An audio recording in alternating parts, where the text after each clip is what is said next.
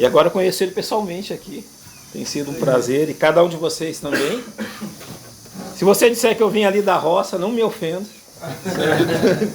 Goiânia é uma grande roça, né? Não que a gente seja roceiro, né? Agora tem que explicar, né? Eles chamam a gente sertanejo, mas entenda bem, sertanejo não é aquilo que você está pensando, tá bom? É quem nasceu no sertão, não é aquele que canta aquele tipo de música lá que não dá nem para comentar. Mas Goiânia é uma boa cidade, ainda tem o seu aspecto de interior, e nós somos no interior do Brasil, né? Não tem como negar isso. E é um lugar excelente, estou morando ali há 12 anos, depois eu vou falar um pouquinho para vocês da experiência ali. Mas nasci no Rio Grande do Sul, já não sou mais gaúcho também. Já morei 11 anos no Paraná, 3 anos no Mato Grosso, agora 12 anos ali em Goiânia. Depois eu conto para você porque eu não sou mais gaúcho. Essa experiência eu quero contar também, certo? Mas é uma alegria estar com vocês aqui, os irmãos batistas regulares. Eu estudei nos meus anos de estudo, muitos irmãos batistas regulares que hoje estão nas igrejas batistas regulares em São Paulo, em Minas, ali em Goiás mesmo. E tenho muitos colegas assim que me ajudam muito e são preciosos para mim. E é uma alegria estar aqui com vocês. Vamos começar começando como que eu comecei na vida cristã, depois eu quero ler um texto com vocês. Nasci no Rio Grande do Sul, como eu disse a vocês. Na época que eu nasci, o meu pai ainda frequentava a igreja. No dia que eu nasci, meu pai deixou a igreja, 2 dias depois. Felizmente minha avó não era crente, não era uma mulher de uma boa moral. E eu nasci no sábado, minha avó morreu na segunda. Eu nasci dia 4 de outubro de 75. Dia 6 minha avó faleceu. E um comentário de um irmão da igreja fez o meu pai, não é essa, vamos dizer assim, isso não se justifica, mas aflorou aquilo que não devia ter aflorado. Como minha avó era uma pessoa incrédula, ele virou para o meu pai e disse que minha avó naquele momento estava no inferno, a mãe dele naquele momento estava no inferno. Ele não entendeu muito bem aquilo que aquele homem havia dito, saiu da igreja e por outros caminhos ficou 44 anos longe. Até que através de um abençoado câncer, sim, um câncer terrível também pode nos abençoar. Meu pai voltou para a igreja e reconciliou-se com a família, com ele mesmo, com Deus, com todos nós. Uma bênção que nós temos na nossa família, que nós somos pastoreados pelo mesmo pastor há 53 anos. Então ele me viu nascer, sou pastor por causa dele, vamos dizer assim, humanamente. Ou seja, aprendi a ser pastor com ele. Ele fez o casamento do João, não fez o meu porque eu casei em Goiás, era longe demais para ele ir. Mas participou da nossa família a vida inteira, fez o casamento da minha mãe, em 73, do meu pai. E somos abençoados por isso, por acompanhar o serviço de um homem por mais de meia década, no caso da minha mãe. Não é eu nos últimos 48 anos, ele me recebeu na maternidade, não é? E sou abençoado pela vida dele. O pastor Wilson hoje está com 85 anos. No mês de julho eu fui ao Rio Grande do Sul para nós fazermos um culto de gratidão a Deus pelos 55 anos de ministério dele. Quando eu falo de serviço, eu não posso esquecer dele. Porque a vida inteira eu tive como exemplo um homem que verdadeiramente serve a Cristo. Ou seja, que pagou um preço altíssimo para isso. Que paga um preço alto pela sua fidelidade. Sempre que eu falo de santidade, eu digo que o melhor plano de saúde que existe é a santidade. Ser santo é o melhor plano de saúde desse mundo. E eu uso ele como exemplo. Realmente um homem santo, aos 85 anos, vivendo plenamente, pastoreando. Não é a santidade, é o melhor plano de saúde que a gente pode ter. A vida seguiu, estudei, passei pelo Mato Grosso, pelo Paraná. Hoje estou em Goiânia. E além do trabalho pastoral, trabalho junto da escola que nós temos ali, o seminário também que a gente mantém na igreja. Hoje eu sirvo ajudando homens que um dia estiveram no ministério, hoje por algum motivo não estão mais, tanto pastores quanto missionários, mas ajudando os homens da minha igreja, que também já tiveram ministérios, dos mais diversos possíveis na igreja, e por algum motivo hoje não trabalham mais como antigamente trabalharam. Isso me ensina e me coloca no meu devido lugar. Eu aprendo muito com esses homens. E principalmente eu aprendo com eles que tudo aquilo que aconteceu com eles não está livre de acontecer comigo. E tudo aquilo que eles passaram, eu posso passar também. Eu não sou especial. Eu não sou melhor que ninguém. E as coisas que aconteceram com eles também podem acontecer na minha vida. Mas eu aprendo e sou encorajado muitíssimo pela vida desses homens ao perceber como a graça de Deus os restaurou.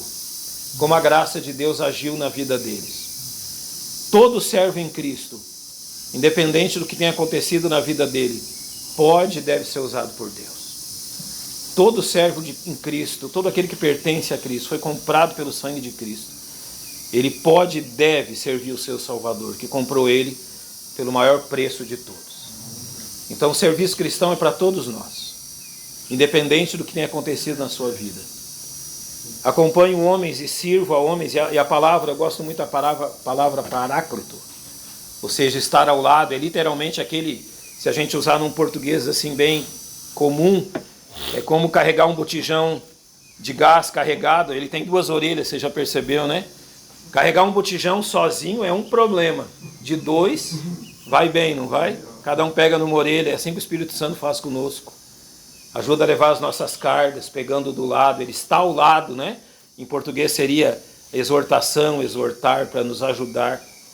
E é por causa do Espírito Santo que os crentes podem ser restaurados em todo momento.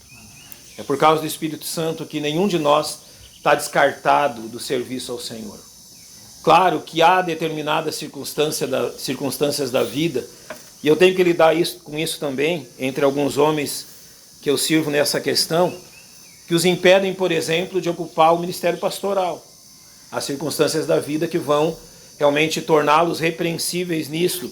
Eles nunca poderão ocupar o ministério pastoral. Eu tenho um irmão que trabalho com ele desde o começo que eu cheguei em Goiânia. Nesse sentido, um irmão extremamente capaz, mas por causa do seu casamento ele nunca vai poder ocupar o ministério pastoral. Ele não é inútil. Há outros irmãos, como o irmão João, esse que eu citei a vocês é o irmão Wesley. O irmão João de Moura chegou na nossa igreja em 2016. Ele era segurança da Igreja Universal. Conheceu aquele chefe da Universal muito bem, era a segurança da filha dele, que morava em Goiânia. E irmão João, por circunstâncias da vida, era policial militar, separou-se, casou novamente. Ele não pode ocupar o ministério diaconal, mas isso não significa que ele não seja uma grande bênção para a nossa igreja, a partir do momento que ele permitiu que o Espírito Santo transformasse a vida dele. Então eu creio que nós temos que começar desse ponto. Ninguém é inútil. Todos nós, de uma forma ou de outra, podemos ser usados por Deus naquilo que a igreja carece. Alguns não poderão ocupar o ministério pastoral, nós temos que ser sinceros com isso. Outros não poderão ser ordenados ao diaconato, nós temos que ser sinceros com isso. Realmente ser sinceros com esses homens. Mas todos nós, de uma forma ou de outra, somos úteis. Todos nós, de uma forma ou de outra, servimos ao nosso Deus e há muito espaço para servir ao nosso Deus. Abra sua Bíblia comigo, Êxodo capítulo 21, os 6 primeiros versos. Êxodo 21. Eu creio que quando eu ler esse texto você vai lembrar de já ter ouvido uma mensagem sobre esse texto.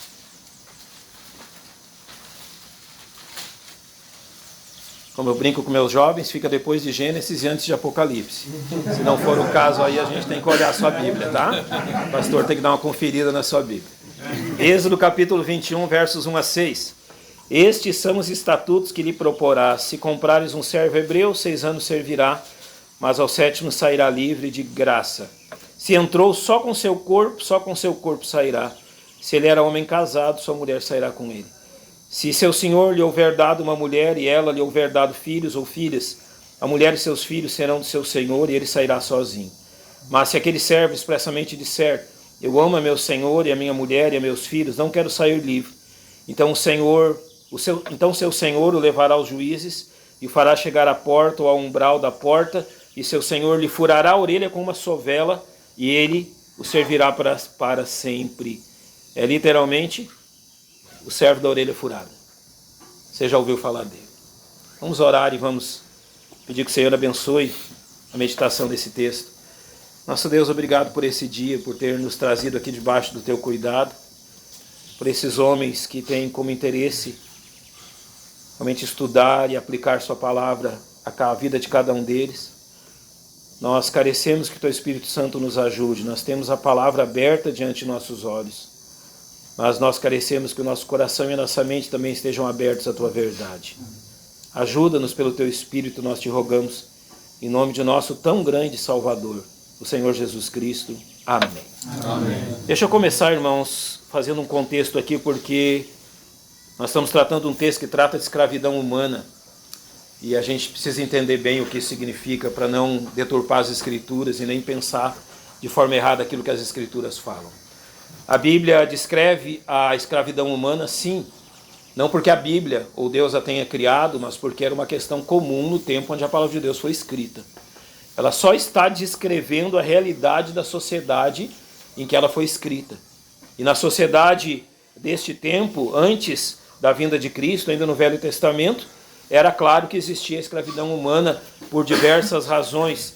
E esse contexto da escravidão humana atingiu também o reino de Israel e a própria história bíblica. A Bíblia aqui não está apoiando a escravidão humana, ela está descrevendo a realidade dos seus dias. E é preciso que nós olhemos para esse texto exatamente dessa forma. Eu vou usar alguns exemplos.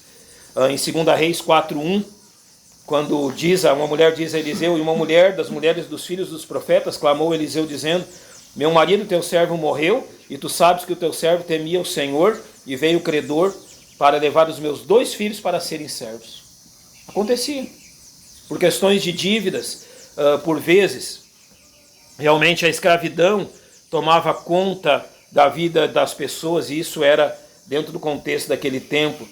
Quando nós vemos a lei mosaica tratar da escravidão, por exemplo, ela tem uma questão muito clara para com os judeus. Ela trata muito claramente para com os judeus. É que nós temos que fazer um parêntese. Certa vez eu preguei sobre isso, e no final do culto um homem chegou para mim e disse: então a escravidão é justificada de acordo com a raça. Não. Não é isso que a Bíblia está dizendo. A Bíblia não está tratando os judeus como um povo especial nesse sentido, que a escravidão para eles tinha que ser diferente. O que a Bíblia está mostrando é que as leis de Deus são tão justas que atingem a pior marca da nossa sociedade, que é a escravidão humana. Então não existe aqui qualquer justificativa racial que demonstre que a escravidão é justificada, e conforme eu for falando do servo com a orelha furada, você vai entender porque eu estou explicando isso. Em Deuteronômio 15:12 é dito assim: quando teu irmão hebreu ou irmã hebreia se vender a ti, 6 anos te servirá, mas o 7º ano deixarás livre. Por que eles se vendiam? Por dívida. Às vezes a dívida era impagável, e eles simplesmente tinham que vender a si mesmos para pagar aquela dívida. Notem que, observando isso, Deus estabelece uma lei muito clara: 6 anos te servirás, mas ao 7º ano, está quitado, acabou. Nesse conjunto de anos que eram respeitados dentro da cultura judaica, o chamado ano do jubileu era um ano onde todos os escravos eram libertados. E Deus então agiu assim dentro dessa mancha na história humana. Em Deuteronômio 5:13 diz: e quando o deixares ir livre, não despedirás de mão vazia. Olha o que Deus está preocupado. Ele tinha trabalhado para aquele homem a vida inteira. E ele diz: olha, agora que é o ano da remissão, ou é o 7º ano desse todo conjunto de calendário judaico, se você liberta um escravo, você não liberta de mão vazia. Deus preocupou-se com isso também. Em Êxodo 21:20, ele começa a estabelecer regras para a segurança dos escravos. Se alguém ferir a seu servo, a sua serva com pau e morrer debaixo da sua mão, certamente será castigado. Ou seja, Deus estava limitando aquilo que era comum na sociedade que cercava a nação de Israel.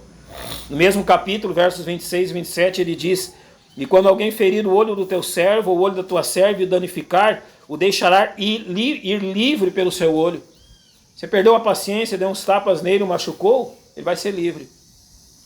Você fez o que não devia, agiu com violência, agora ele vai ser livre. Olha o que ele chega a dizer: se tirar o dente do teu servo ou da tua serva, o deixará ir livre pelo seu dente. A Bíblia era rígida nisso.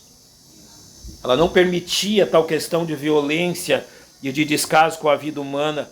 E havia um dia de descanso, mas o 7º dia, Deuteronômio 5,14 diz: é o sábado do Senhor teu Deus, não farás nenhum trabalho, para que o teu servo e a tua serva descansem como tu. Sabe o que ele diz quando ele diz como tu? Ele está dizendo assim: porque é gente como tu. porque é exatamente igual a você. Você não descansa no sétimo dia? Pois ele descansa também. E ao dizer isso, ele está lembrando que não havia ali qualquer questão que não denotasse semelhança entre os senhores e os seus servos. Em Deuteronômio 23, até mesmo os escravos fugitivos eram protegidos, diz assim, versos 15 e 16, não entregarás a seu senhor o servo que fugiu do seu senhor para se recolher a ti. Contigo ficará no meio de ti, no lugar que escolher, em alguma das tuas portas, onde lhe agradar, não o oprimirás. Ele diz assim, olha, você sabe muito bem o que acontece com um servo quando ele foge. Você não vai devolver ele para o seu senhor, ele vai sofrer castigo. Então você vai cuidar dele. E essa era a lei que Deus havia estabelecido. E a questão que isso estabelece é uma consciência de igualdade e de valor da própria vida. Realmente vocês conhecem, por exemplo, o Código de Hammurabi, que é dito como realmente muito à frente do seu tempo. O Código de Hammurabi não se assemelha, não chega ao nível daquilo que a lei de Deus estabeleceu quanto a esse assunto. Deus sempre estará acima de todas essas questões. E agora, o que Deus queria com isso? Levítico 25:43 diz, não te assenhorarás dele com rigor, mas do teu Deus terás temor. O que Deus queria com tudo isso? Fazer com que Israel lembrasse que um dia ele também tinha sido escravo. Ele queria dizer simplesmente, olha, vocês também já tiveram debaixo disso. Vocês sabem muito bem o que é isso. Então vocês não vão fazer com outros aquilo que os egípcios fizeram com vocês. Vocês não vão agir com outros, com seus irmãos e com aqueles que estiverem junto de vocês, como um dia vocês foram tratados. Então, dentro desse todo esse contexto, realmente nós temos um caso ímpar, que é o caso do servo da orelha furada. E ele nos chama a atenção diante de tudo isso, diante desse contexto de escravidão, desse contexto da humanidade que Deus coloca aos olhos dos judeus, dentro da própria lei, e ele aqui então estabelece algo muito específico e que deve nos chamar a atenção quanto àquilo que ocorria aqui nesse momento, e eu creio que há lições claras aqui. Primeiro que haviam 3 motivos que levavam um hebreu a se tornar escravo. Ter cometido um crime, por causa de dívidas, ou, acreditem, acontecia, ser vendido pelo seu pai. Ocorriam também essa circunstância. Então, por exemplo, ele vai iniciar no texto que nós lemos, se comprares um servo hebreu, ou seja, um dentro do teu povo, e aqui ele trata de leis específicas dentro do povo. A lei permitia que servisse por um tempo determinado, nós vimos no verso 2, 6 anos servirás, mas ao 7º sairá livre de graça. Mas ele também previa, a própria lei previa uma possibilidade, a possibilidade desse servo permanecer servindo o seu senhor. Então o que acontecia? Por algum motivo ele foi tornado escravo. Dentro desse tempo de convivência com o seu senhor, chega o tempo que ele devia ser liberto. Mas a própria lei estabelece aqui uma exceção. Verso 5. Mas se aquele servo expressamente disser, eu amo a meu senhor e a minha mulher e aos meus filhos, eu não quero sair livre. Então notem a exceção que é estabelecida. Dentro do nosso contexto de privação da liberdade humana, de escravidão humana, de ser servo de alguém, ele estabelece algo que parece inimaginável dentro de uma mentalidade que não conhece a Deus. Ele simplesmente estabelece a exceção do próprio servo dizer, eu amo a meu senhor. Talvez a primeira pergunta que surge é como é que pode surgir amor daí? Como é que pode surgir amor de uma questão como essa? Então você percebe como a lei de Deus é perfeita nisso, ao ponto de levar a essa condição do servo amar o seu senhor. Ele diz, além do meu senhor, eu amo a minha família, eu não quero sair livre. Então algo acontecia. Verso 6 vai dizer o seguinte, então seu senhor o levará aos juízes e o fará chegar à porta ou ao umbral da porta, seu senhor lhe furará a orelha com uma sovela. Literalmente fazia um furo aqui. Sovela é aquilo que a gente usa, eu nasci numa cidade que fabrica sapato, então a gente usava para furar cinta, esses buraquinhos da cinta, para furar o couro. Você já deve ter visto uma sovela, ela serve para isso. Então, literalmente, colocava a orelha aqui, numa madeira, é assim que você faz, pegava a sovela, furava a orelha, você já deve ter visto tribos indígenas que usam o mesmo. E aquele buraco na orelha representava, e era para fazer conhecido de todos, quem ele era. Ele era um escravo da orelha furada. Ele agora era diferente de todos os outros. E o verso 6 simplesmente termina dizendo que ele o servirá até quando? Para sempre. Agora então ele toma uma decisão. Eu amo o meu Senhor e eu vou servi-lo para sempre. E eu creio que essa figura nos serve maravilhosamente bem a respeito da maneira que nós devemos servir ao nosso Senhor.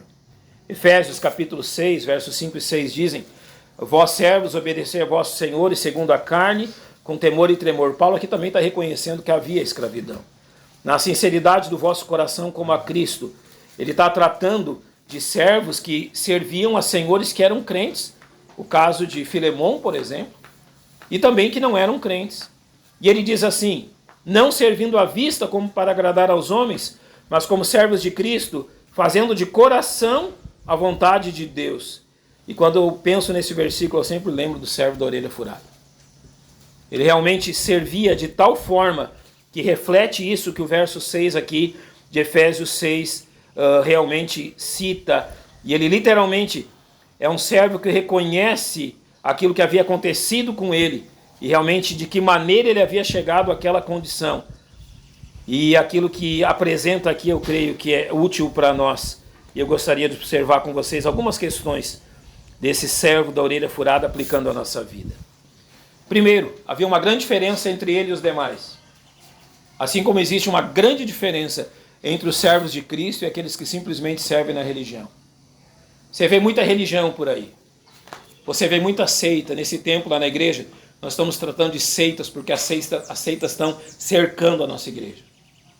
Nós temos de um lado testemunhas de Jeová, de outro lado o adventismo, mais à frente os mormons. Eles estão na calçada da nossa igreja todos os dias da semana, 7 horas da manhã, um grupo de mulheres passando, batendo de porta em porta, estão chamando as nossas mulheres, no caso do adventismo, para cursos sobre culinária vegana, cursos de costura, coisas que eles podem usar em casa. Eles têm usado a sua educação, as escolas adventistas, que têm uma qualidade imensa, a sua música, a sua questão de saúde, eles tratam disso também. E dessa forma eles estão procurando pescar no nosso aquário o tempo todo. Tem uma grande diferença entre pessoas que servem assim e as pessoas que servem a Cristo. As pessoas que servem dessa forma, nós sabemos que são escravos. Olhe para o russelismo, para aquilo que você tem no adventismo. Eles estão servindo literalmente em escravidão. Não são livres. Mas isso não se assemelha a nós que conhecemos a Cristo. Nós servimos por amor. Somos escravos. Paulo nos chama assim. Escravos da mais baixa posição. Mas aquilo que diferencia um servo de Cristo é que realmente o mesmo se aplica a ele. Mas se aquele servo expressamente disser: eu amo ao meu Senhor, eu não quero sair livre. Ninguém te obriga a estar aqui. Ninguém te obriga a estar na igreja. Ninguém te obriga a trabalhar na igreja. Seu pastor, eu creio, não lhe obriga a você fazer absolutamente nada. Só tem um jeito de servir a Deus. Ou você serve por amor, ou você simplesmente não serve. E você não serve. Não é nem como mercenário, que está ali por dinheiro, não é como nem um escravo que está ali obrigado, mas como um pai que ama como um filho que ama o seu pai. E aqui o servo da orelha furada revela algumas coisas a nós. Primeiro, que a orelha furada revelava que havia entre o seu senhor e entre o escravo, o servo, um relacionamento que ia além do pagamento de uma dívida. Não era simplesmente uma questão que eu fui vendido ou me vendi por uma dívida. A questão do servo da orelha furada não envolvia dívida, não envolvia que você estava devendo algo. Envolvia sim um relacionamento de amor.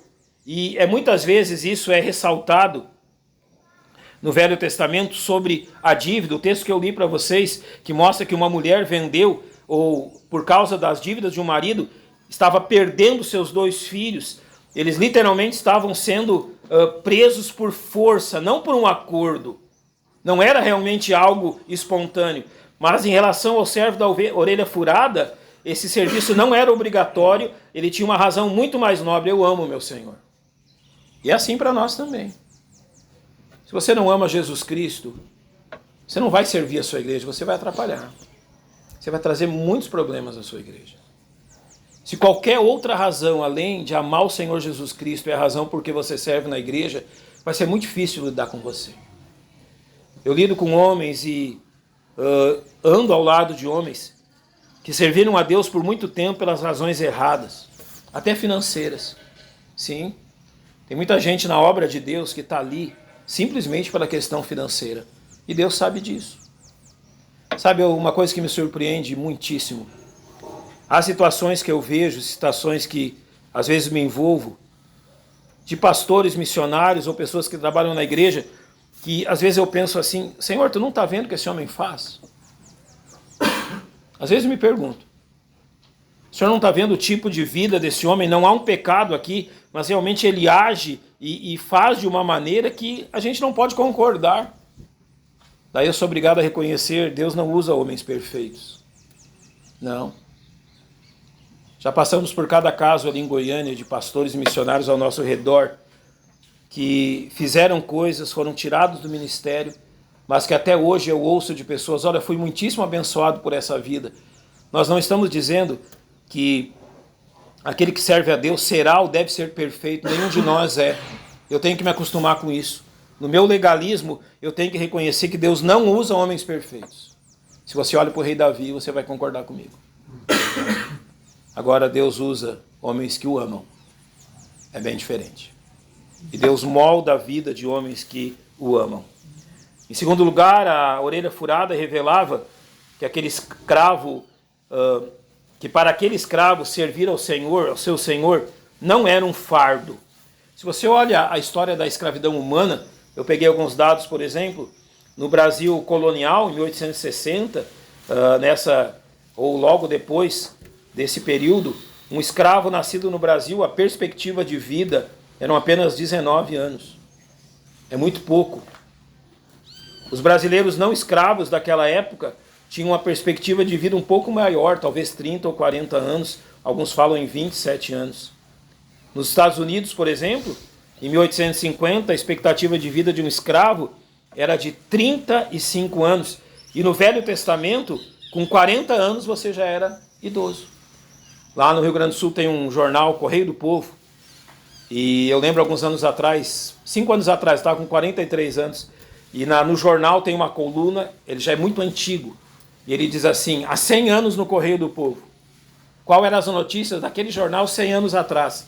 Então eu fui ler aquela notícia, e isso era 2015, então em 1915 ele publicou uma história que alguma coisa, não dava para entender direito se era uma carroça, alguma coisa assim, ela estava andando por uma estrada e ela caiu no barranco e esmagou uma casa, e a notícia falava assim, e lá dentro da casa tinha uma idosa de 43 anos. Eu lembrei de mim, eu tinha 43 anos. 100 anos atrás eu seria idoso, né? Então as perspectivas mudam nesse sentido. Mesmo olhando para a perspectiva de vida de um escravo, aquele escravo da orelha furada, além do seu amor pelo seu Senhor, ele não via o seu serviço como um fardo. É quase impossível a gente imaginar isso. Como que um servo não vê aquilo que ele faz como um fardo? Ele amava o seu Senhor ao ponto que aquele trabalho que ele realizava para ele era um prazer, não um fardo. E assim conosco também. Eu gostaria que você pensasse hoje exatamente sobre isso. Você trabalha na igreja, você serve a Deus. Sinceramente, isso é um fardo ou é um prazer? Independente do que você faça. Você vê chegar o domingo e você pensa assim, olha, mais o domingo, o pastor me deu aquele compromisso, esse ano na igreja eu tenho que fazer tal coisa, mas olha, está terminando o ano, está acabando, ano que vem é outro. Não, não é assim, gente. O escravo da orelha furada, ele fazia aquilo realmente como um prazer e não como um fardo.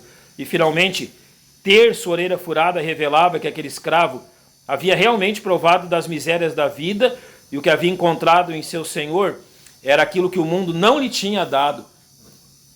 Ele havia provado da miséria, de ser vendido por causa da sua miséria, e ele agora encontra no seu Senhor algo que essa vida e esse mundo jamais lhe deu e nem poderia ter lhe dado. Então isso nos leva a algumas conclusões. Primeiro, Jesus Cristo pagou na cruz uma dívida que nenhum de nós podia pagar. E absolutamente não há nada que possamos lhe dar em troca. Se É verdade a questão da escravidão, nós éramos escravos do pecado. E a nossa dívida para com o pecado não podia ser paga. Por isso que 1 Pedro 2,24 vai dizer como ela foi paga. Levando ele mesmo em seu corpo os nossos pecados sobre o madeiro, para que mortos para os pecados pudéssemos viver para a justiça. E pelas suas feridas fomos sarados. Ou seja, a nossa dívida foi paga na cruz por Cristo. Por isso, aquilo que 1 João 5,3 diz, porque este é o amor de Deus, que guardemos os seus mandamentos, e os seus mandamentos não são pesados, não são penosos, é a realidade. Não é pesado servir a Cristo. Não.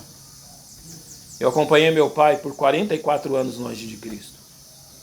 Isso sim é pesado. Meu pai foi disciplinado de todas as formas. E por fim, um câncer terrível acabou por quebrantar o coração dele. E graças a Deus o meu pai morreu reconciliado com Deus, com a família, com a igreja. E o mesmo pastor que viu meu pai sair da igreja, 44 anos depois viu ele voltar. Ele provou que é pesado. Pesado é estar longe de Cristo. Isso é pesado. Agora, servir a Cristo e amá-lo, isso não é algo pesado. E aquilo que os salvos encontram em Jesus Cristo, realmente eles encontram em Cristo tudo aquilo que jamais encontrariam nesse mundo. Era isso que o escravo da orelha furada provava.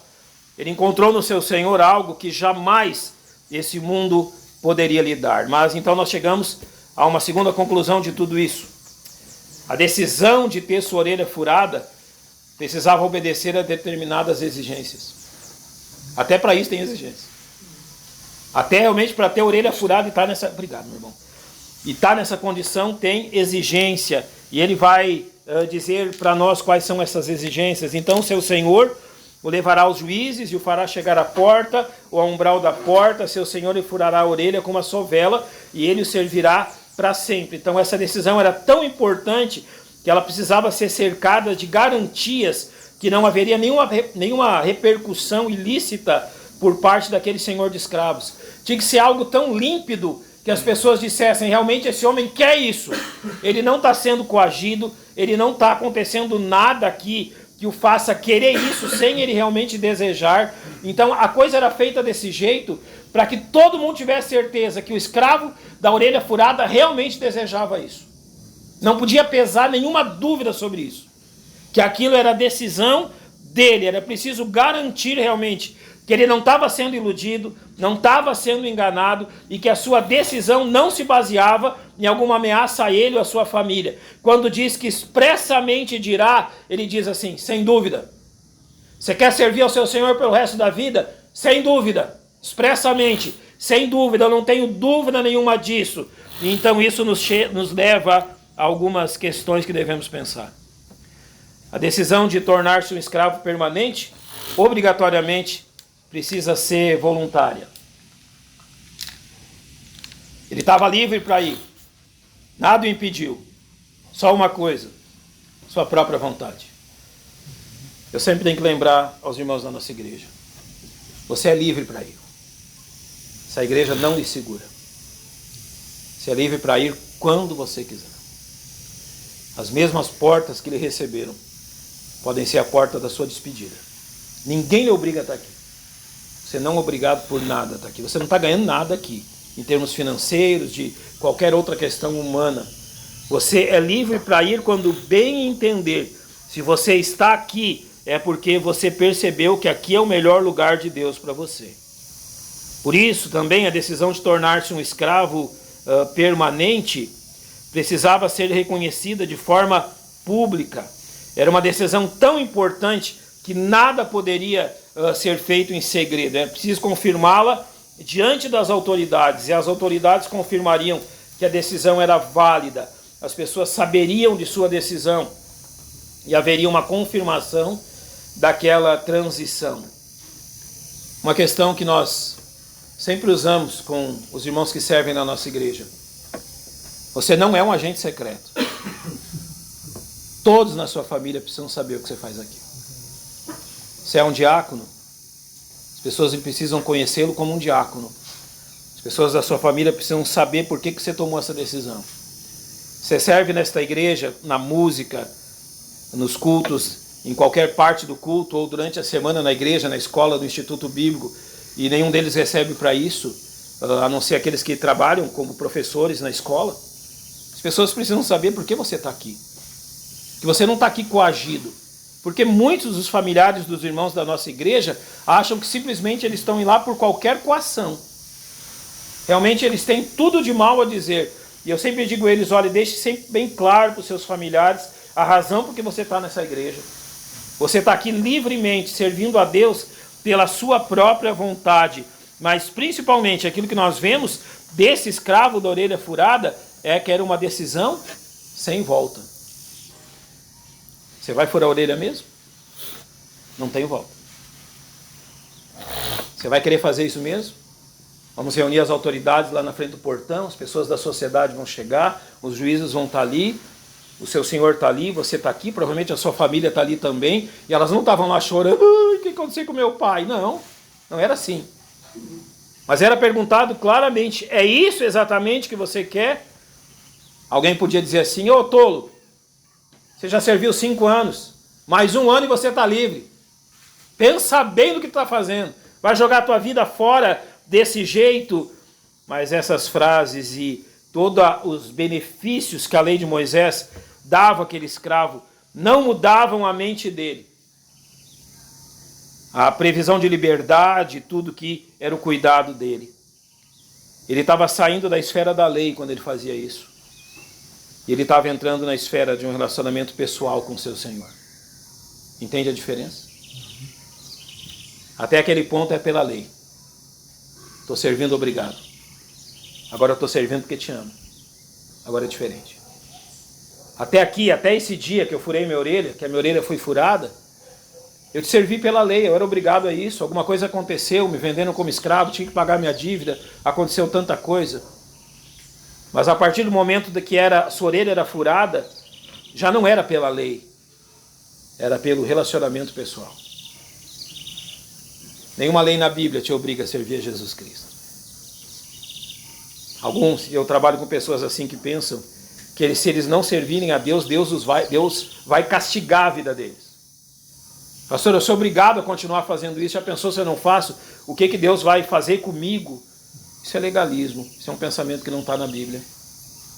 Nós servimos ao nosso Salvador realmente porque o amamos, porque há um relacionamento pessoal entre nós e Ele. Então nós precisamos aplicar isso dizendo que jamais nenhum homem foi obrigado a servir o Senhor Jesus. Nenhum dos 12 discípulos. Nenhum daqueles que vieram depois, e antes disso os 70, os 120, os 500 que acompanharam a ressurreição. Nenhum daqueles homens estava ali obrigado. Assim como eu espero que nenhum de vocês esteja na igreja obrigado por qualquer circunstância. Nós estamos ali pelo relacionamento pessoal que temos com o nosso Senhor. O meu pai amava esse versículo. Mateus 11. Vinde a mim todos que estáis cansados e oprimidos, e eu vos aliviarei.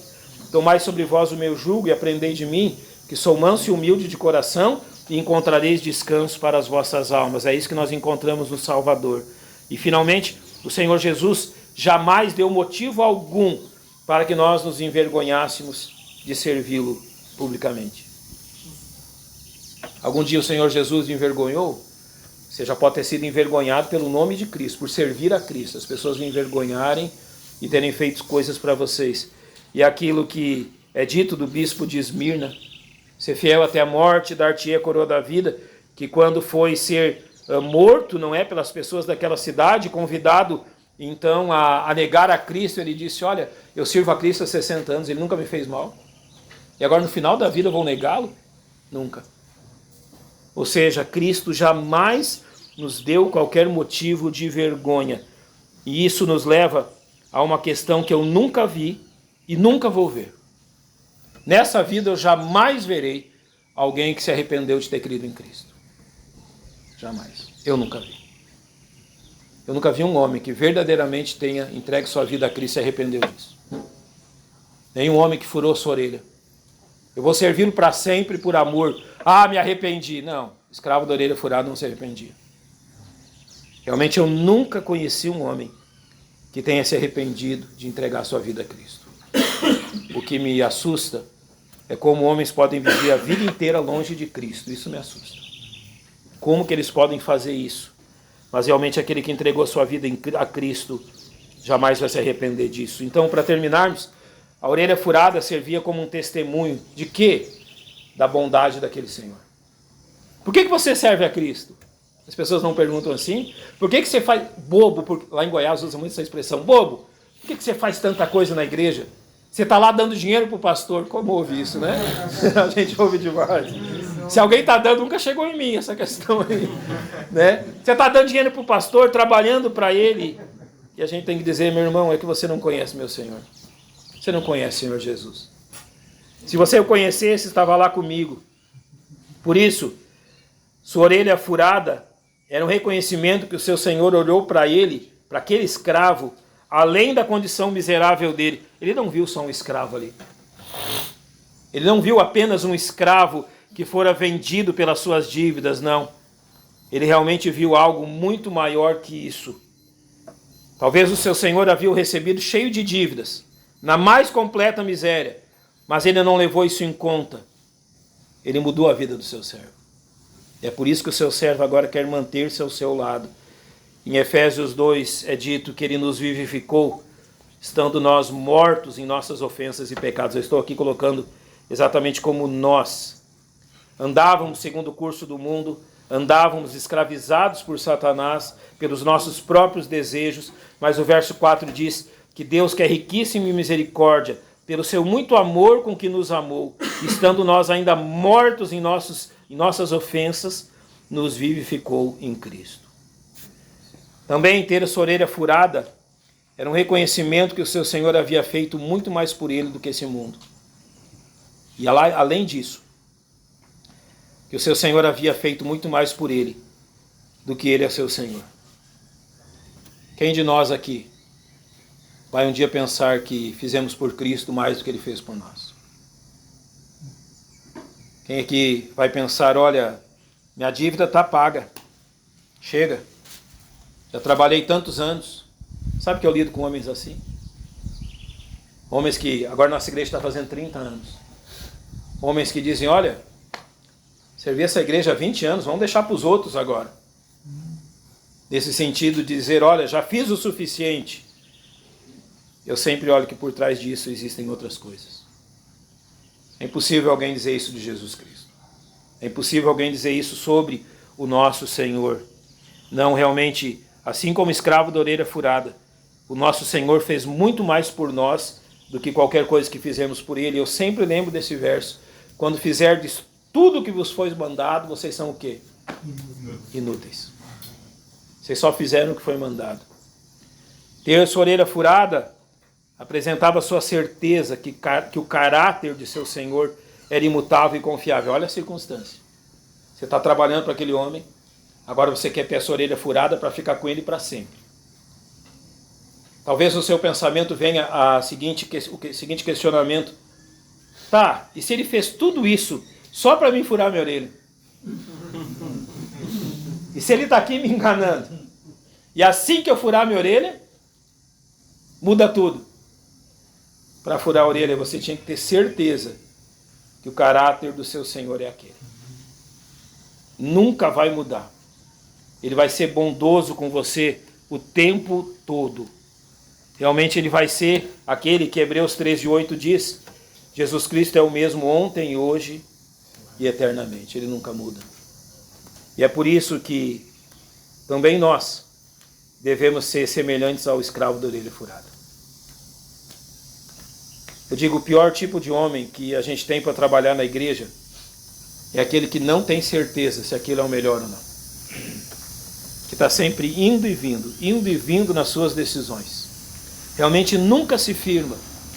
Nunca diz, olha, eu estou aqui para o que der e vier. Graças a Deus, Deus nos tem dado na nossa igreja muitos homens assim. Que a gente não abusa disso. Mas que deixam bem claro, não tem dia, não tem hora, não tem circunstância. Nós vamos estar sempre aqui.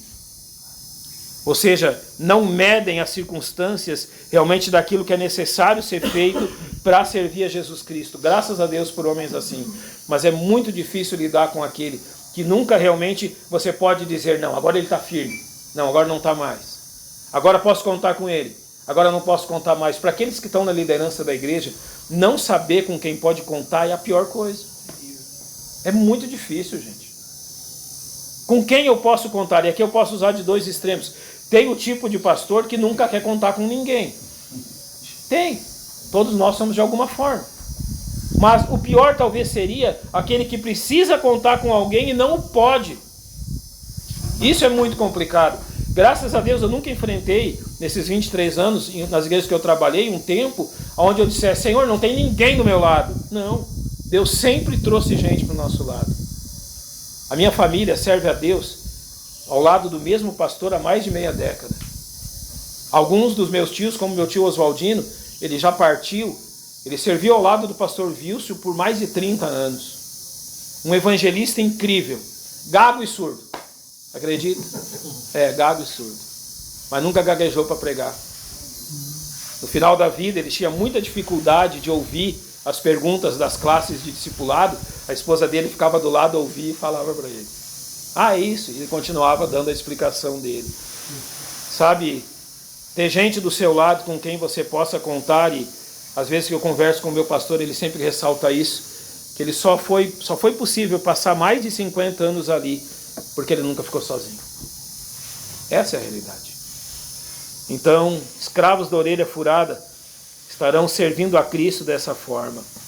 Eu quero terminar com Colossenses capítulo 3, versos 23 e 24, que diz assim: E tudo quanto fizerdes, fazei-o de todo o coração, como ao Senhor e não aos homens, sabendo que recebereis do Senhor o galardão da herança, porque a Cristo Senhor servis. A quem você serve?